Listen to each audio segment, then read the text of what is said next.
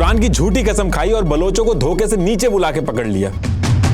और यहीं पे जिन्ना को कलात का लीगल एडवाइजर बनाना ऐसा भारी पड़ा कि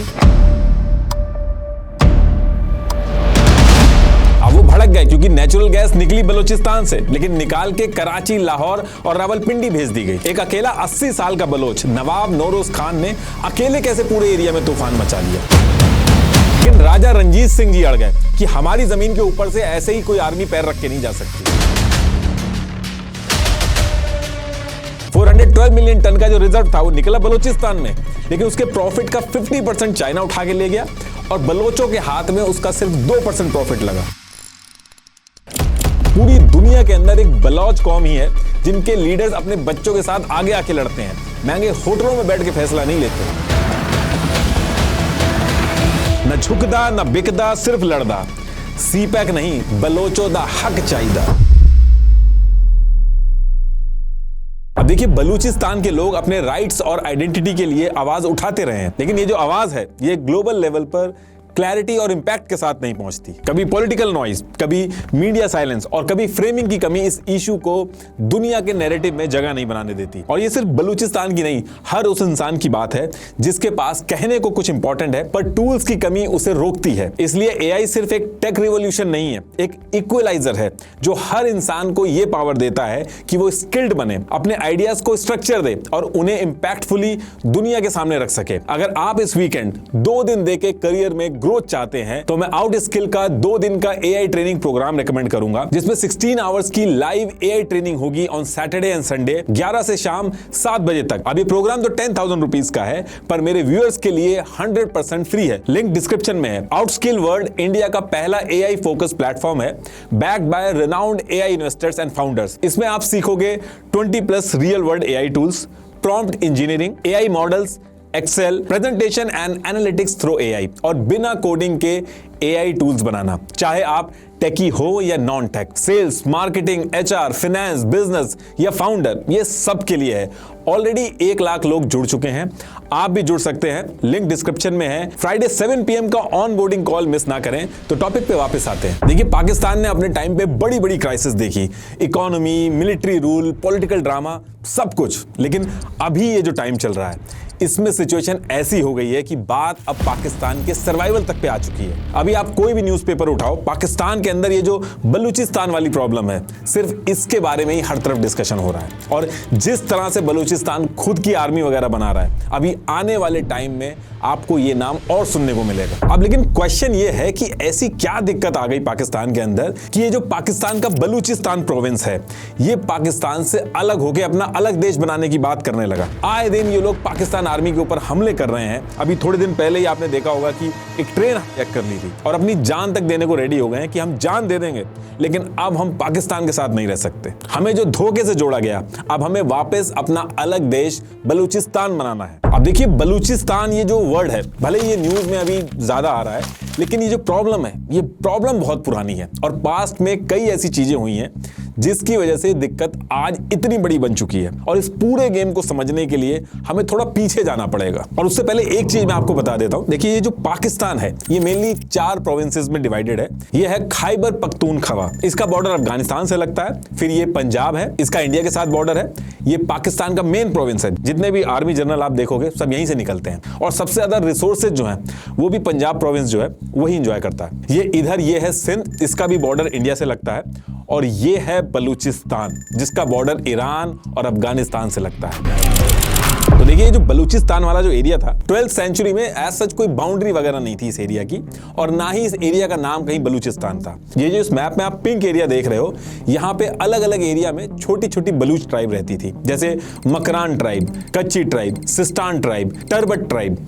यहाँ कोई पॉलिटिकल सिस्टम नहीं था, बस हर ट्राइब का अपना एक सरदार होता था और ऐसे ही अलग अलग ट्राइब्स इस एरिया में रह रही थी। और अगर आप इस मैप को ध्यान से देखोगे तो आज का जो ईरान और अफगानिस्तान है, उसका जो बॉर्डर है, उसके पास वाले एरिया में भी उस टाइम पे ट्राइब्स थोड़ी थोड़ी जगह इन्होंने ले रखी थी और वहां पे रह रही थी, क्योंकि उस टाइम पे बॉर्डर क्लियरली डिसाइड नहीं था। अब होता क्या है कि जब ये ट्राइब्स इस एरिया में रह रही थी तो इनके बीच में एक मीर जलाल खान नाम का एक आदमी बहुत फेमस था। तो इसी पर्टिकुलर टाइम पे मीर जलाल ने कहा कि देखिए, हम अलग अलग जो रह रहे हैं उससे बेटर है कि हम साथ में मिलकर रहें, जिससे अगर कोई मुसीबत आए तो हम एकजुट होकर रहेंगे और एक दूसरे की मदद कर पाएंगे। तो मीर जलाल ने क्या किया, इस एरिया में 44 ट्राइब से जाके बात की और सबको इकट्ठा करके एक अलायंस बनाया। ये पहली बार था जब इस एरिया के अंदर ये ट्राइब्स एकजुट हुई। ये कोई नई कंट्री नहीं बनाई थी इन्होंने, बल्कि एक मॉडल सा बना लिया था जिसमें सब कुछ पहले की तरह ही चल रहा था। सरदार जैसे पहले अपनी अपनी ट्राइब्स को संभालते थे वैसे ही संभाल रहे थे, बस फर्क इतना था कि 44 ट्राइब्स ने एक अलायंस बनाकर एकजुट होने का डिसीजन कर लिया था, जिसको मीर जलाल जो है वो लीड कर रहे थे। और यही जो अलायंस बनाने वाला जो डिसीजन था, यही इसी टाइम पे बलूचिस्तान बनाने की जो नींव थी इसी टाइम पे रख दी गई थी। इसलिए आप देखोगे आज की डेट में भी लोग मीर जलाल खान को फाउंडिंग फादर मानते हैं बलूच कम्युनिटी का। इनकी इंपॉर्टेंस आप इससे समझ सकते हो कि मीर जलाल खान के जो बच्चे थे, जैसे रिंड, लशारी, कोराय, बीबी जाटो, आज की डेट में बलूचिस्तान में कई ऐसे एरिया हैं इनके बच्चों के नाम से पड़े हैं, जैसे Rindabad village, Korai village, Jatoi city, ये सब इनके बच्चों के नाम से ही डिराइव हुए हैं। अब देखिए काफी टाइम तक ये जो मॉडल बनाया गया था ये चलता है। इसके बाद 15वीं सेंचुरी आते आते मीर जलाल के बाद मीर चकर रिंद जो थे ये भी आए। इन्होंने भी सेम चीज की, इसको और ऑर्गेनाइज किया और सारी ट्राइब्स को एकजुट रखा। और उस टाइम पे ये जो एरिया था, ये जो सेमी ऑर्गेनाइज स्ट्रक्चर में रह रहे थे, उस टाइम पे बलूचिस्तान नहीं बल्कि रिंद लशारी यूनियन नाम से लोग जानते थे इस एरिया को।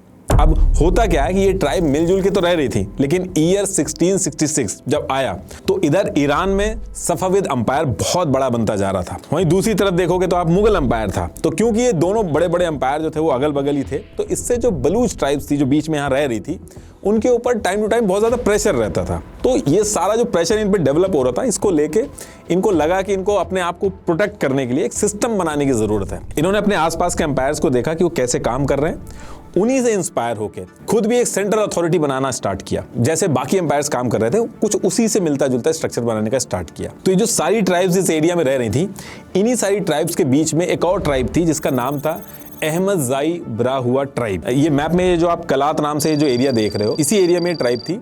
और इस ट्राइब के अंदर एक आदमी था मीर अहमद खान। तो जब सेंट्रल अथॉरिटी बनाने की बात चल रही थी तो सारी ट्राइब्स ने मिलकर मीर अहमद खान को खान ऑफ कलात बना दिया। अब ये खान ऑफ कलात क्या है, जैसे बादशाह हेड ऑफ द स्टेट होता है, ठीक उसी तरीके से इन्होंने उसको नाम दिया खान ऑफ कलात, कि मतलब यही लीड करेंगे। अब देखिए यहाँ पे एक चीज ये ध्यान रखने वाली है कि ये जो सारी ट्राइब्स थी, इन्होंने खान ऑफ कलात तो बना दिया था मीर अहमद खान को, लेकिन कुछ ट्राइब्स जो थी उनके जो सरदार थे उन्होंने कहा कि हम खान ऑफ कलात मान तो रहे हैं आपको, लेकिन हमारी जो ट्राइब है, हमारा जो एरिया है, वहां उसको हम खुद मैनेज करेंगे। तो इस वजह से ये जो मैप में आप ये डार्क ग्रीन एरिया देख रहे हो, इसको खान ऑफ कलात यानी कि मीर अहमद ये डायरेक्टली रूल कर रहे थे। और जो लाइट ग्रीन एरिया है, इसको खान ऑफ कलात ने इनडायरेक्टली रूल किया। और ये जो पूरा ग्रीन एरिया, चाहे वो लाइट ग्रीन है या फिर डार्क ग्रीन है, इस पूरे एरिया को कहा गया खानेत ऑफ कलात।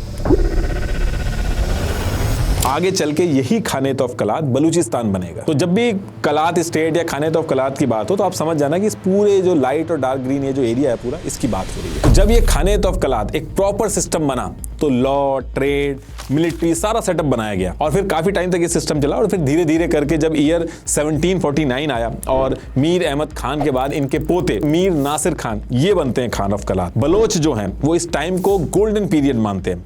नासिर खान ने आते ही इस पूरे खानेत ऑफ कलात में एक अच्छा पॉलिटिकल सिस्टम बनाया। इन्होंने बलोच आर्मी सेटअप की जिसमें 25,000 सोल्जर्स बनाए, 1,000 कैमल रखे उसमें। देखिए इसमें ये चीज याद रखिएगा, मैं रिपीट भी कर देता हूं कि खानेत ऑफ कलात में कई ट्राइब्स थी जिनके खुद के अलग सिस्टम थे, उनके जो सरदार थे वो उनको चलाते थे, लेकिन ये सब चलते थे खान ऑफ कलात के अंडर। तो इसीलिए खान ऑफ कलात ने क्या किया था, इस एरिया की जितनी भी बलूच ट्राइब थी सबके जो सरदार थे इनको बुला के काउंसिल सिस्टम बनाया था, ताकि कोई फैसला हो तो सबकी सहमति हो सके। सब कुछ यही काउंसिल डिसाइड करती थी, जैसे पार्लियामेंट काम करती है ठीक उसी तरीके से काउंसिल काम करती थी। अब इसके बाद ईयर आता है 1830 और ये ईयर आते आते असली दिक्कतें स्टार्ट होना शुरू होती हैं। इस टाइम पे ब्रिटिशर्स आ चुके थे, अपना अनडिवाइडेड इंडिया पे रूल कर रहे थे, लेकिन सेम टाइम पे क्या था कि ब्रिटिशर्स और रशिया जो थे इनके बीच में एक जियोपॉलिटिकल लड़ाई चल रही थी, जिसे द ग्रेट गेम भी बोला जाता है। तो ये जो सेंट्रल एशिया का एरिया आप देख रहे हो, जिसमें कजाकिस्तान, उज्बेकिस्तान, टर्कमेनिस्तान, ये पूरा सेंट्रल एशिया बहुत ही इंपॉर्टेंट एरिया माना जाता था। सारे important trade route, silk route, economic activity सब कुछ यहीं से होती थी। और इस सेंट्रल एशिया के अंदर किसी भी एम्पायर और मिलिट्री की प्रेजेंस अगर हो जाए तो एक बहुत बड़ा स्ट्रेटेजिक एडवांटेज मिलता था इससे।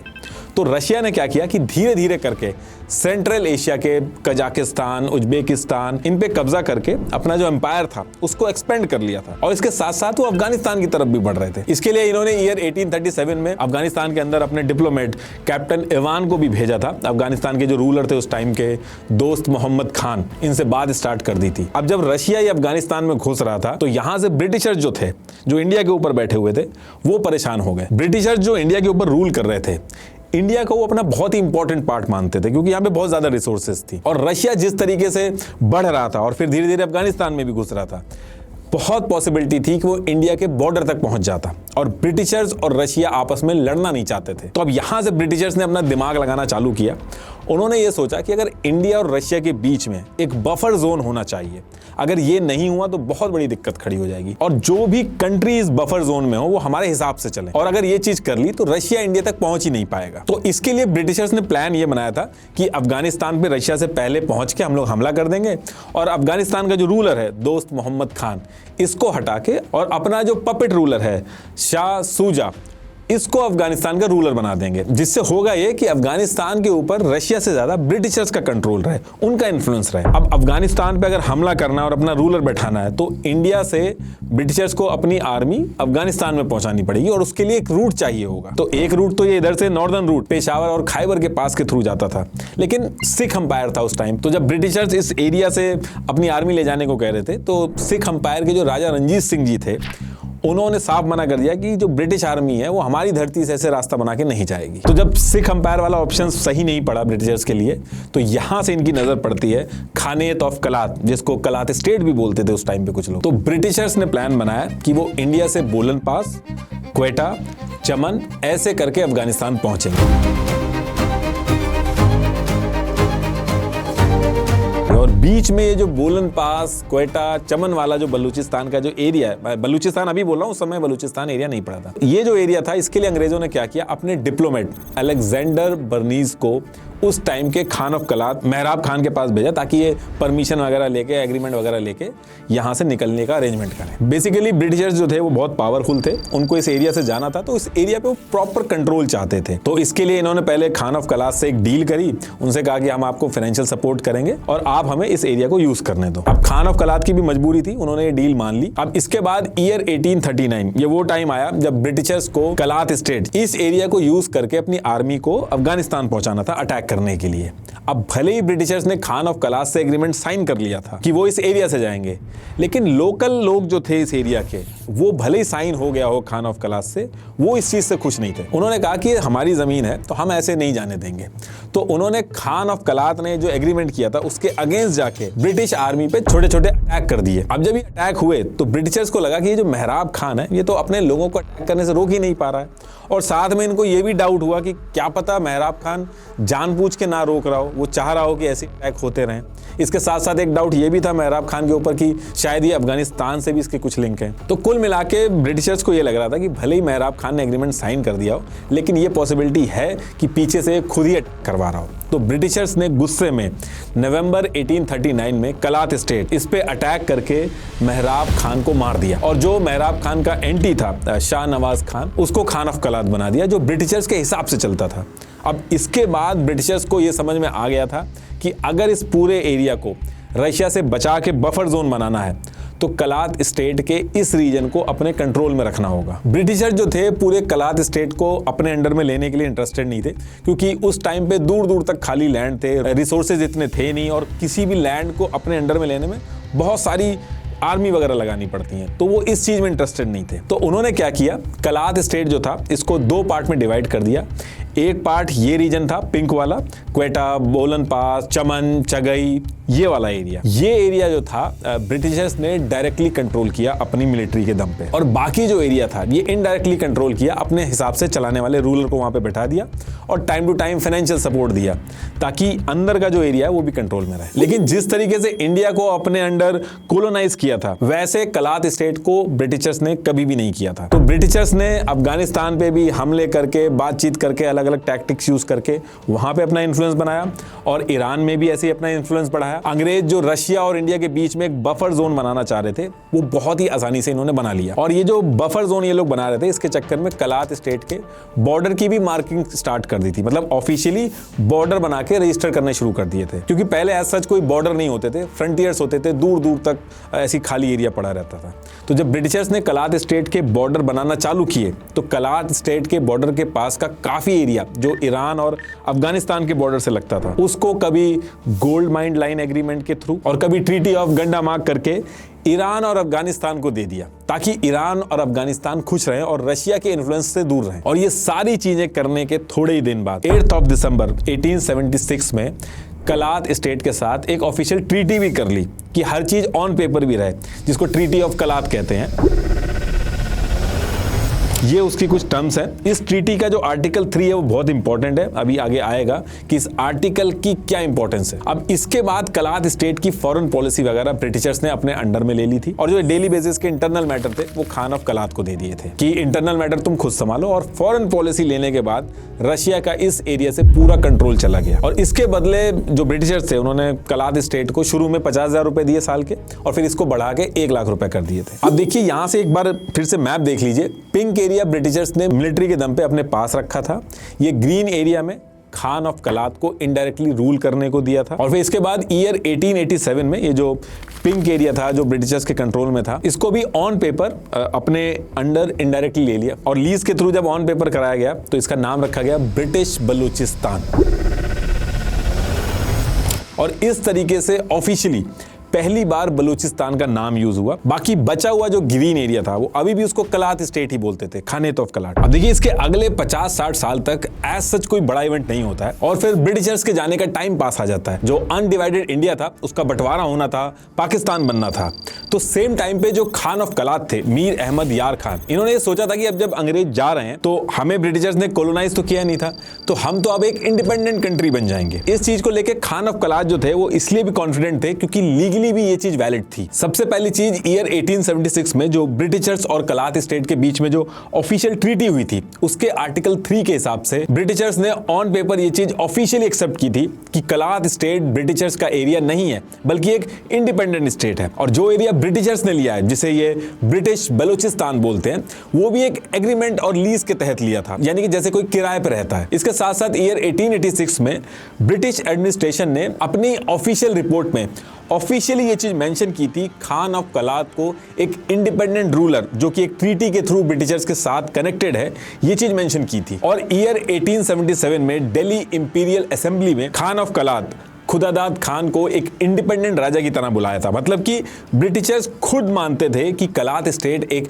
इंडिपेंडेंट स्टेट है। तो लीगली ब्रिटिशर्स किसी भी स्टेज पे ये नहीं कह सकते थे कि कलात स्टेट जो है वो ब्रिटिशर्स के एम्पायर का पार्ट है, और अगर ऐसा कहते ब्रिटिशर्स तो इंटरनेशनली भी बहुत दिक्कतें होती उनको। लेकिन अगर दूसरी तरफ कलात स्टेट अगर एक इंडिपेंडेंट कंट्री की तरह हो जाता तो ब्रिटिशर्स के साथ साथ यूएस को भी डर था कि कलात स्टेट काफी वीक है, कहीं ये ना हो जाए कि रशिया का इन्फ्लुएंस फिर से बढ़ जाए इस एरिया में, और ये जो एरिया था स्ट्रेटेजिकली बहुत ज्यादा इंपॉर्टेंट था। और अगर यही कलात स्टेट पाकिस्तान के साथ मिल जाता है तो पूरा एरिया स्ट्रांग होता है और रशिया का इन्फ्लुएंस नहीं बढ़ पाता, क्योंकि पाकिस्तान के ऊपर ब्रिटिशर्स का काफी अच्छा इन्फ्लुएंस था। तो ब्रिटिशर्स के लिए ये चीज बहुत इंपॉर्टेंट थी कि जो कलात स्टेट है वो इंडिपेंडेंट होने की बजाय पाकिस्तान के साथ मिले तो वो चीज ज्यादा फेवर करेगी। तो अब यहां से इस एक कॉम्प्लेक्स सिचुएशन से निपटने के लिए एक गेम स्टार्ट होता है जिसमें खान ऑफ कलात जो है वो फंस जाते हैं। होता क्या है कि अनडिवाइडेड इंडिया से जब ब्रिटिशर जा रहे थे तो इस अनडिवाइडेड इंडिया के ऊपर इंडिया और पाकिस्तान यानी कि जिन्ना की मुस्लिम लीग और नेहरू जी की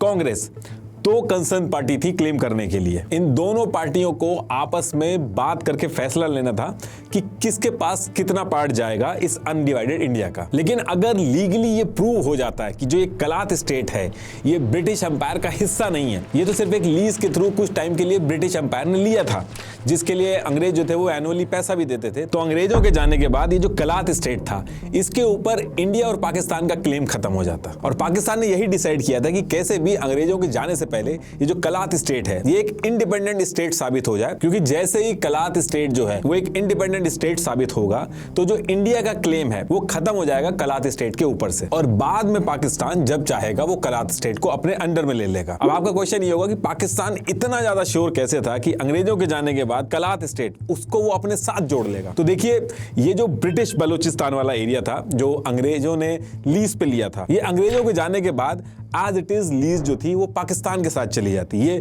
ब्रिटिशर्स ने पहले ही बोल दिया था, क्योंकि एक तो मुस्लिम पॉपुलेशन मेजोरिटी में थी यहाँ पे, दूसरा इंडिया से इसका बॉर्डर नहीं लगता था।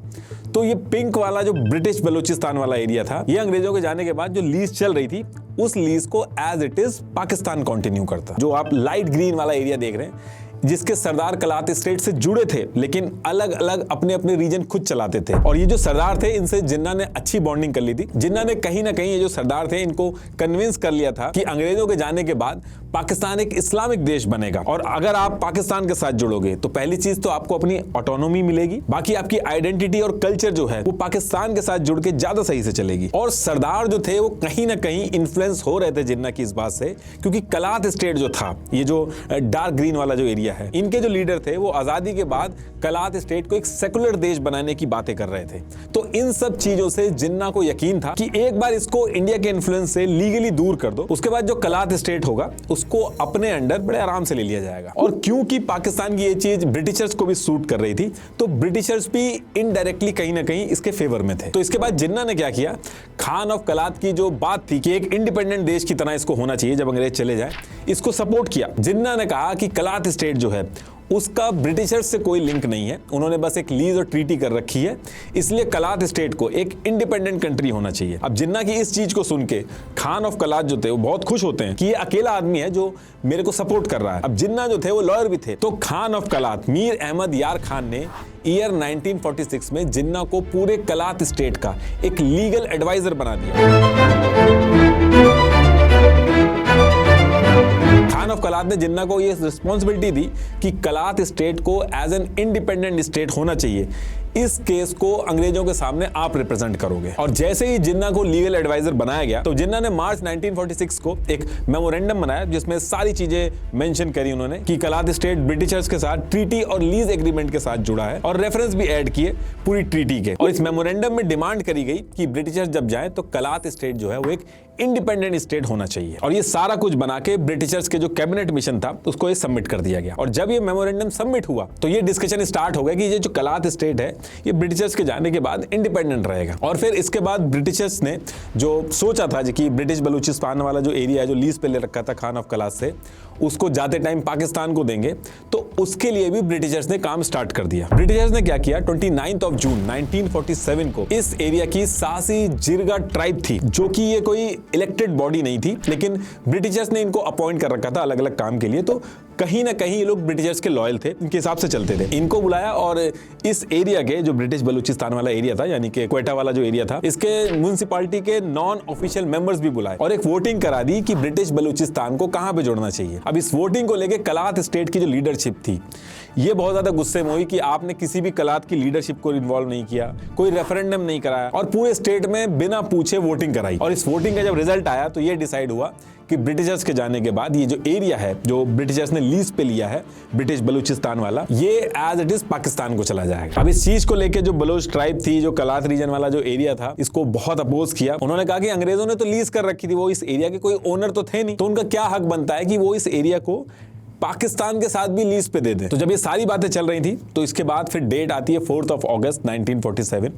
इस दिन कलात स्टेट इंडिपेंडेंट होना चाहिए, इसको लेके हर तरफ बात तो हो ही रही थी। और इसी दिन लॉर्ड माउंटबेटन जिन्ना और खान ऑफ कलात एक राउंड टेबल कॉन्फ्रेंस करते हैं और यहां से ये डिसाइड होता है कि कलात स्टेट जो है, जो ईयर 1838 का स्टेटस था, वही स्टेटस रहेगा कलात स्टेट का, यानी कि कलात स्टेट जो है वो इंडिपेंडेंट रहेगा। अब ये जो सबने मिलकर डिसीजन बनाया, इसको लेके खान ऑफ कलात तो बहुत ज्यादा खुश हुए। इन्होंने कहा कि एक काम और कर दीजिए, एक रिटर्न एग्रीमेंट भी कर लेना चाहिए कि कलात स्टेट जो है वो इंडिपेंडेंट रहेगा। अब इस रिटर्न एग्रीमेंट को लेके तो पाकिस्तान के लिए दिक्कत हो जाती, तो ब्रिटिशर्स ने इंडिपेंडेंट कलात स्टेट के लिए डिक्लेरेशन तो दे दिया, लेकिन रिटर्न एग्रीमेंट पे साइन नहीं किया। उन्होंने ये कहा कि अब इसका कोई मतलब नहीं रह गया। इसके बाद खान ऑफ कलात ने यह कहा कि आप एटलीस्ट पब्लिक अनाउंसमेंट कर दीजिए, लेकिन ब्रिटिशर्स ने उसके लिए भी मना कर दिया। और फिर खान ऑफ कलात ने इसको बहुत बड़ा इशू नहीं बनाया कि हमारा जो एरिया है, हमारा जो कल्चर है, हमारी आइडेंटिटी है, अब वो एक इंडिपेंडेंट देश में रहेगी। और सेम डे यानी कि 4 अगस्त 1947 को कलात स्टेट और पाकिस्तान के जिन्ना ने एक स्टैंड स्टिल एग्रीमेंट साइन किया। इस एग्रीमेंट में पाकिस्तान ने ऑफिशियली कलात स्टेट को एक इंडिपेंडेंट स्टेट माना, और जैसे ये हुआ अब यहां से इंडिया का रोल खत्म हो जाता है। और ये स्टैंड स्टिल एग्रीमेंट की जो डेट है, ये आप अगर इंटरनेट पे देखोगे तो कहीं पे 11 अगस्त भी लिखा होगा, लेकिन 11 अगस्त को अनाउंसमेंट हुई थी, एक्चुअल में 4 अगस्त को ही ये साइन हुआ था। तो पाकिस्तान इस चीज को लेकर बहुत खुश था क्योंकि उसने स्टैंड स्टिल एग्रीमेंट साइन कर लिया था, और इसकी वजह से इंडिया जो है इस पूरे गेम से बाहर हो गया था। वरना अगर ये एग्रीमेंट साइन नहीं होता तो वही कश्मीर वाली जैसी सिचुएशन इंडिया और पाकिस्तान के बीच में फिर से बन सकती थी। अब इसके बाद अंग्रेजों के जाने के बाद जैसे 15 अगस्त 1947 इंडिया को आजादी मिली, पाकिस्तान अलग स्टेट बना, same day Khan of Kalat Mir Ahmad Yar Khan ने भी अपनी इंडिपेंडेंस अनाउंस कर दी। और फिर इस अनाउंसमेंट के करीब एक महीने बाद यानी कि 12 सितंबर 1947 को ब्रिटिशर्स ने एक छोटा सा ऑफिशियल स्टेटमेंट दिया। उन्होंने कहा कि ये जो खान ऑफ कलात मीर अहमद यार खान ने ये जो कलात स्टेट की इंडिपेंडेंस अनाउंस की है, ये कर तो दी है इन्होंने, लेकिन कलात स्टेट जो है ये इंटरनेशनल रिस्पॉन्सिबिलिटी संभालने की सिचुएशन में नहीं है। अभी जो स्टेटमेंट है ये सुनने में तो बहुत नॉर्मल लग रहा है, लेकिन इसके बहुत मायने हैं। ये पूरा स्टेटमेंट पाकिस्तान के सपोर्ट में गया, और इस स्टेटमेंट के बाद पाकिस्तान ने प्रेशर बनाना चालू किया खान ऑफ कलात पे कि पाकिस्तान से जुड़ जाओ। पाकिस्तान ने दो चीजें की, एक तो कलात स्टेट पे हमला करने के लिए तैयारी शुरू कर दी और धीरे धीरे करके आर्मी डिप्लॉय करना स्टार्ट कर दिया, और साथ में जो पहले मैंने बताया था कि कलात स्टेट के साथ जो मकरान, लसबेला और खरान वाला जो एरिया है, जिनके सरदार कलात स्टेट के साथ जुड़ गए थे, इनके लीडरों से जिन्ना ने बात करना स्टार्ट कर दिया था कि पाकिस्तान से जुड़ जाओ। अब ये सारी चीजें देख के जो खान ऑफ कलात थे, उन्होंने दिसंबर 1947 में ये तुरंत ब्रिटिशर्स के पास गए कि ये जो पाकिस्तान है ये हमारे साथ जुड़ने के लिए बोल रहा है, हम पे हमला करने की प्लानिंग कर रहा है, तो हमें भी मिलिट्री सपोर्ट चाहिए। लेकिन ब्रिटिशर्स ने साफ मना कर दिया। इसके बाद खान ऑफ कलात जो थे वो अफगानिस्तान के पास गए, यहां तक कि इंडिया के पास भी गए, लेकिन अफगानिस्तान और इंडिया ने भी सपोर्ट करने से मना कर दिया। और फिर जनवरी 1948 के स्टार्टिंग में पाकिस्तान ने मकरान, लसबेला और खरान के जो लीडर थे इनसे बात करी, एक डील करी, जिसमें यह हुआ कि पाकिस्तान जो है इनको फाइनेंशियल सपोर्ट देगा, इनके जो सरदार हैं उनको स्टेट हेड बनाएगा पाकिस्तान का, इनके कल्चर और आइडेंटिटी को कभी भी नहीं छेड़ेगा। ये सारी चीज़ें बोलने के बाद 17 मार्च 1948 में पाकिस्तान ने इनको जोड़ लिया। जैसे ये सारे सरदार पाकिस्तान से मिले, जो कलात स्टेट वाला जो एरिया था वो चारों तरफ से फंस गया। आप अगर इसको मैप में देखोगे तो एक लैंडलॉक एरिया की तरह बन गया, पॉलिटिकली पूरी तरीके से आइसोलेट हो गया। ब्रिटिश बलूचिस्तान जो था वो पहले से ही पाकिस्तान के पास था। ये मिलने के बाद पूरा का पूरा एरिया पाकिस्तान के पास आ गया, और फिर इसके ठीक 10 दिन बाद पाकिस्तान के मेजर जनरल मोहम्मद अकबर खान ने पाकिस्तान की आर्मी के साथ कलात में घुसना स्टार्ट किया, और पाकिस्तान की नेवी के डिस्ट्रॉयर्स जो थे, वॉरशिप थी, उनको पसनी और जिवानी के जो पोर्ट्स थे वहां पे तैनात कर दिया, और चारों तरफ से घेर के ये खान ऑफ कलात को कराची ले गए, और यहाँ पे डॉक्यूमेंट पे साइन करा के पूरा का पूरा एरिया पाकिस्तान में ले लिया। और अब ये पूरा एरिया पाकिस्तान में लाके इसका नाम रखा गया बलूचिस्तान। अब देखिए, पाकिस्तान ने खान ऑफ कलात मीर अहमद यार खान से जबरदस्ती डॉक्यूमेंट तो साइन करा लिए थे, लेकिन इसके तुरंत बाद एक दिक्कत स्टार्ट हो गई। खान ऑफ कलात के जो भाई थे प्रिंस अब्दुल करीम, ये बहुत ज्यादा गुस्सा हो जाते हैं कि ये पाकिस्तान ने धोखा किया। तो इनके भाई अप्रैल 1948 को 100 से 150 आदमी अपने साथ इकट्ठा करते हैं, एक बलोच नेशनल लिबरेशन कमेटी बनाते हैं और गुरिल्ला वॉर स्टार्ट कर देते हैं पाकिस्तान आर्मी के खिलाफ। अफगानिस्तान के बॉर्डर के पास ये जो साउथ वेस्ट बलूचिस्तान वाला जो एरिया था, खरान हिल्स और और नोच की जो पहाड़ियां थी वहां जाके सब बैठ जाते हैं और पाकिस्तान फोर्सेस पे बैक टू बैक हमला करने लगते हैं कि हमारा जो स्टेट है उसको वापस करो। अब देखिए, भले ये लोग नंबर्स में कम थे, लेकिन पूरे एरिया के चप्पे चप्पे को ये लोग जानते थे, तो कितनी भी बड़ी आर्मी रहती थी उनको बहुत परेशानी होती थी इनसे डील करने में। ये एक दो लोग पहाड़ी से उतर कर हमला करते थे और फिर पहाड़ियों में ही छुप जाते थे। तो इस चीज से पाकिस्तान की नाक में दम हो गया था, कोई सोल्यूशन नहीं मिल रहा था। फिर क्या हुआ कि 8 जुलाई 1948 को इस दिन पाकिस्तान फोर्सेस ने प्रिंस अब्दुल करीम से बातचीत स्टार्ट की और कुरान की कसम खाई कि आप लोग नीचे आओ, सरेंडर करो, हम आपको माफ कर देंगे। आपकी जो बाकी ट्राइब्स है, वो जो लोग ऊपर बैठे हैं, उनको भी आप नीचे लेके आओ, कोई दिक्कत नहीं होगी, इस लड़ाई को आप बंद करो। अब ये सारे लोग ये बात सुन के नीचे आ जाते हैं, क्योंकि कुरान की कसम जो है मुस्लिम्स के लिए बहुत बड़ी बात होती है। लेकिन जैसे ये लोग नीचे उतरे तो ये मुकर गए। इन सब को पकड़ के इन्होंने क्वेटा और माश की जो जेल थी उसमें डाल दिया और फिर 10 दिसंबर 1948 को 10 साल की सजा दे दी इनको। जो आम बलोच है इस इंसिडेंट को अपने लिए एक बहुत बड़ा धोखा मानता है कि कुरान की कसम ऐसे कैसे इन्होंने झूठी खा ली। अब जैसे जैसे इस मुसीबत से पीछा छूटा पाकिस्तान का, तो 14 अक्टूबर 1955 को दूसरी मुसीबत खड़ी हो गई। हुआ क्या कि उस टाइम पे पाकिस्तान दो पार्ट में डिवाइडेड था, एक ईस्ट पाकिस्तान यानी कि आज का बांग्लादेश, दूसरा वेस्ट पाकिस्तान। वेस्ट पाकिस्तान के अंदर 4 प्रोविंस थे, Sindh province, NWFP province, Punjab province और बलूचिस्तान प्रोविंस। तो पाकिस्तान 1 यूनिट पॉलिसी के थ्रू ये जो वेस्ट पाकिस्तान था और इसके जो 4 प्रोविंस थे, इनको मिला के एक अकेली वेस्ट पाकिस्तान की आइडेंटिटी रखना चाहता था और पाकिस्तान ने इस 1 यूनिट पॉलिसी को इंप्लीमेंट भी कर दिया। कहने का मतलब है कि ये अलग अलग प्रोविंस जिनकी अपनी अलग अलग अथॉरिटी आइडेंटिटी थी, वो सब एक सेंट्रल अथॉरिटी से अब चलेगी। और ये जो सेंट्रल अथॉरिटी थे, इसमें ज्यादातर पंजाब प्रोविंस जो था उसके लीडर थे। अब ये जो 1 यूनिट सिस्टम का आइडिया था, ये डायरेक्ट थ्रेट था बलूचिस्तान के लिए। इससे दिक्कत यह थी कि बलूचिस्तान की अपनी आइडेंटिटी, हिस्ट्री, इवन कॉन्स्टिट्यूशन तक था। इस 1 यूनिट सिस्टम के आने से इनकी आइडेंटिटी खत्म हो रही थी, यहां तक कि नाम तक खत्म हो रहा था। जो ये 1 यूनिट पॉलिसी लाए थे, इससे इनका नाम वेस्ट पाकिस्तान हो गया था, तो जो बलूचिस्तान नाम था वो ऑफिशियली डिसअपीयर हो रहा था। अब इससे हुआ ये कि जो बलोच थे, जिन्होंने इसलिए मर्जर किया था पाकिस्तान के साथ कि वो अलग से अपना एक सिस्टम चला पाएंगे, वो एक सेकंड क्लास सिटीजन बन गए। पूरा का पूरा जो उनका अलग से पॉलिटिकल रिप्रेजेंटेशन था वो बचा ही नहीं। पाकिस्तान की पंजाब लीडरशिप सब संभालने लगी। तो इसको लेके पूरे बलूचिस्तान में विरोध होना स्टार्ट हुआ। बात इतनी बढ़ गई कि ईयर 1958 आते आते पाकिस्तान को इस पूरे एरिया में मार्शल लॉ लगाना पड़ गया।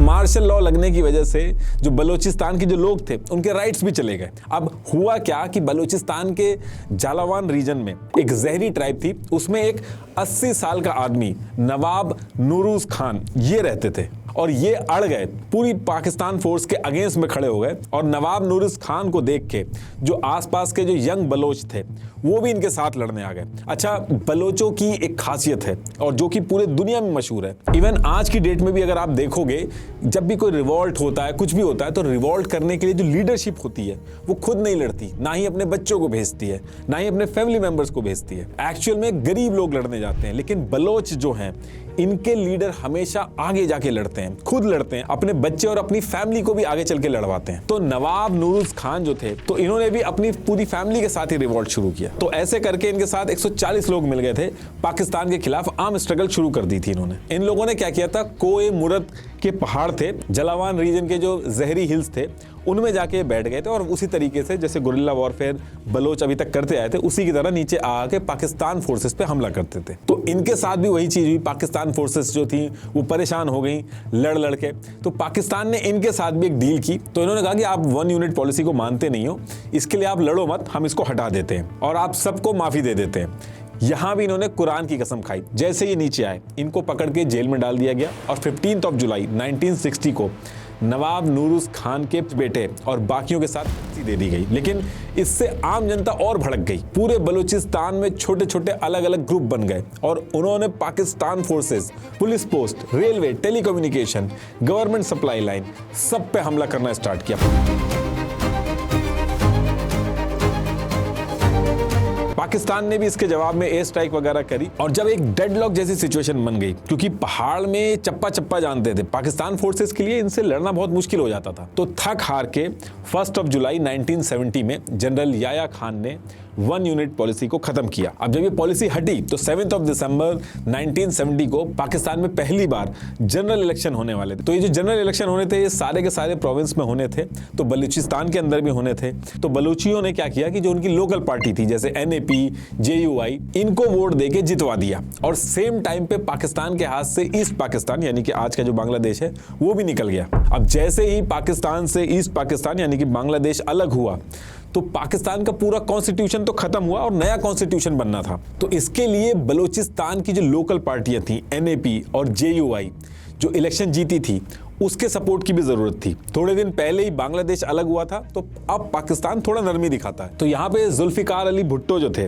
उनको कॉन्स्टिट्यूशन बनाने के लिए जो बलूचिस्तान में जीती हुई पार्टियां थी उनका सपोर्ट चाहिए था। तो जुल्फिकार अली भुट्टो जो थे वो बलूचिस्तान की जो पॉलिटिकल पार्टियां थी उनको अपने इन्फ्लुएंस में लिया। बलोचों के सरदार अताउल्ला मैंगल को बलूचिस्तान का CM बनाया, घौश बख्श जो थे उनको गवर्नर बनाया और बलूचिस्तान के जो बाकी हिस्सों में भी जो अलग अलग लोग जीते थे उनको उस एरिया का हेड बनाया। बलोच इससे बहुत ज्यादा खुश हुए और कॉन्स्टिट्यूशन बनाने में पाकिस्तान को जिस तरीके का सपोर्ट चाहिए था बलोचों की जीती हुई पार्टियों ने दिया। और ये सब निपटने के बाद जुल्फिकार अली भुट्टो जो थे वो PM बनते हैं पाकिस्तान के और उसके कुछ ही दिन बाद यानी कि 10 फरवरी 1973 को बलूचिस्तान की जो पॉलिटिकल पार्टी थी NAP उसको बैन कर दिया गया और फुल स्केल मिलिट्री ऑपरेशन चालू कर दिया गया। बलूचिस्तान के चप्पे चप्पे पे आर्मी आके बैठ गई थी। भुट्टो ने कहा कि ये जो NAP जो पॉलिटिकल पार्टी है बलूचियों की ये बाहर की कंट्रियों के साथ मिलकर देशद्रोह कर रही थी, प्लानिंग कर रही थी और ये जो पूरा मिलिट्री ऑपरेशन किया गया इस पूरे एरिया के अंदर हजारों लोगों की जान गई। बलोच जर्नलिस्ट जो थे, स्टूडेंट्स, एक्टिविस्ट, सरदार सब पे क्रैकडाउन चालू हो गया। अब इसके बाद जगह जगह पे बलूचिस्तान के अंदर गुरिल्ला वॉरफेयर शुरू हो गया। जैसे तैसे करके कुछ टाइम के लिए जिया उल हक ने एक बेसिक डील करी, जितने भी सरदार थे उनसे बातचीत करके गवर्नमेंट में ऊंची ऊंची पोस्ट दी गई। तो काफी टाइम तक ये चीज सही रही, लेकिन ईयर 2000 आते आते फिर से बलोचों ने एक स्ट्रॉन्ग आर्मी सेटअप किया, बलूचिस्तान लिबरेशन आर्मी BLA। ये जो BLA बलोचों ने बनाई थी ये अभी तक का इनका सबसे ऑर्गेनाइज लड़ने का तरीका था। और इसी टाइम पे पाकिस्तान में क्या हो रहा था कि बलूचिस्तान का एक स्ट्रेटेजिक एरिया था, तो पाकिस्तान ने चाइना के साथ मिलके बलूचिस्तान में एक एरिया है ग्वादर, वहां पे पोर्ट बनाने की डील कर ली। इनका प्लान ये था कि एक तो ये इंटरनेशनल ट्रेड हब बनेगा, दूसरा इंडिया को भी काउंटर करने में इससे आसानी होगी। लेकिन ये सारी चीजें देख देख के बलोच जो थे वो एकदम फ्रस्ट्रेट होते जा रहे थे। उन्होंने कहा कि एक भी बलूचिस्तानी लीडर जो था उसको कॉन्फिडेंस में लिए बिना ये जो ग्वादर पोर्ट का जो एरिया है इसको चाइनीज के साथ मिलके इन्होंने स्टार्ट कर दिया। दूसरी चीज ये जो डील करी इसमें जो जॉब होनी थी उसमें लोकल जो बलोच कम्युनिटी थी उनको लेने की बजाय चाइनीज और पाकिस्तान के पंजाब प्रोविंस के जो लोग थे उनको रखा गया। ऊपर से इस पूरे एरिया में आर्मी का परमानेंट सेटलमेंट कर दिया गया। और इससे कुछ टाइम पहले भी बलूचिस्तान के छगई डिस्ट्रिक्ट में सोना और तांबा मिला था, 412 मिलियन टन का रिजर्व मिले थे। यहाँ पे भी पाकिस्तान ने चाइनीज इंजीनियर्स के साथ मिलकर काम किया था। जितना प्रॉफिट हुआ था उसमें से चाइना ने 50% लिया था, पाकिस्तान ने 48% लिया था और बलूचिस्तान के पास सिर्फ 2% आया था। तो ये सब देख के बलोच जो थे वो बहुत ज्यादा फ्रस्ट्रेट हो गए थे और इन्होंने जो BLA बनाई थी उसने बैक टू बैक हमले किए। ग्वादर पोर्ट पे वहां के जो वर्कर काम कर रहे थे, वहां का जो इंफ्रास्ट्रक्चर था, गैस पाइपलाइन और जो चाइनीज वर्कर थे सब पे हमला किया। फिर आगे चल के CPEC भी शुरू किया गया। इसमें पाकिस्तान ने चाइनीज के साथ मिलकर इसमें $60 बिलियन की इन्वेस्टमेंट की थी। प्लान ये था कि चाइना के काशगार से बलूचिस्तान के ग्वादर पोर्ट तक roads, railway, energy pipeline, fibre optics, special economic zone, ये सारी चीजें स्टार्ट कर दी। और इसमें कहा गया कि बलूचिस्तान जो है अब वो दुबई बन जाएगा। लेकिन यहाँ भी वही सेम प्रॉब्लम थी। यहाँ पे भी जो बलोच थे उनको इग्नोर किया गया। पहले तो कम पैसों में जो लोकल बलोच थे उनसे जमीन ली गई, लोकल लोगों को नौकरी देने की बजाय चाइनीज रखे गए, पाकिस्तान के पंजाब प्रोविंस से लोग आए, परमानेंट आर्मी रखी गई, फिशरमैन को हटा दिया गया, उनका जो रोजगार था वो भी सब चला गया। तो ये जो पूरा ग्वादर पोर्ट, CPEC और ये सारा सिस्टम जो चल रहा था, BLA जो था उसने CPEC पे इतना नुकसान किया कि आने वाले कई सालों तक बलूचिस्तान में इतने चाइनीज मारे। हाल ये हो गया था कि चाइना ने खुद आके कह दिया कि अगर हमें CPEC पूरा करना है तो हमें अपनी ही आर्मी भेजनी होगी। अब 2018 तक लड़ते लड़ते बलोच जो थे उनको एक चीज समझ में आ गई थी कि ये जो अलग अलग ग्रुप बना के हम अलग अलग अपने अपने इंटरेस्ट के लिए लड़ रहे हैं, गुरिल्ला वॉरफेयर कर रहे हैं, इससे हमारा ही नुकसान है। हमें एक होना चाहिए, क्योंकि हम एक अलग देश की मांग कर रहे हैं तो हमें एक होना चाहिए, हमारी अलग से एक आर्मी होनी चाहिए, तभी हम पाकिस्तान को हरा के बलूचिस्तान को अलग कर पाएंगे। तो इन्होंने क्या किया, BRAS, बलोच राजी अजोई संगात, इस नाम से एक स्ट्रक्चर बनाया। बेसिकली जितने भी बलूचिस्तान के फाइटर थे, लड़ाकू ग्रुप्स थे, छोटे छोटे लोग जो अलग ग्रुप बना के पाकिस्तान पे हमला कर रहे थे, इन सब को इकट्ठा करके एक कोऑर्डिनेटेड तरीके से हाई प्रोफाइल हमले किए, जिससे काफ़ी डैमेज हुआ। सारा सीपैक का जो प्रोजेक्ट था, इन्होंने इस पूरे हमले में चाइनीज़ मार मार के हॉल्ट पे डाल दिया। और अभी ये जो इसी साल 2025 आते आते इन लोगों ने ये BRAS बनाने के बाद हमले की फ्रीक्वेंसी और ज़्यादा बढ़ा दी है। इस साल इन्होंने ये जो BRAS है, इन्होंने बलोच नेशनल आर्मी BNA बनाई है। ये अपने आप को एक देश मान के एक आर्मी की तरह पाकिस्तान से लड़ रही है।